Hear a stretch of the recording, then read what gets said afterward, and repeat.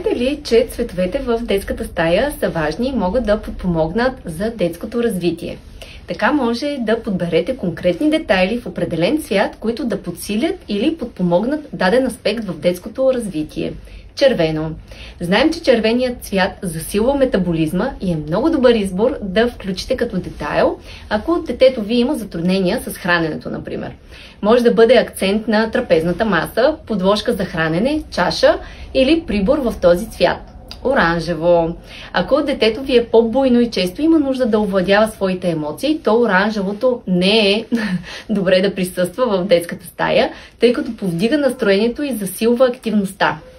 Жълтият цвят е добър избор, ако искате да засилите чувство на жизнерадостност, да повишите тонуса и настроението на вашия мълчуган. Не случайно в валдорската педагогика се използват копринени шалове в определен цвят, които се разполагат около леглото или детската люлка с цел да работят върху даден аспект от детското развитие и това, което има нужда да получи като подкрепа в този момент детето.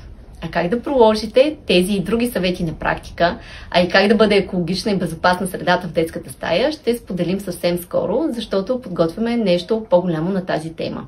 Следете ни тук в профила. Благодарим! Споделете или харесайте видеото, ако ви допада този материал.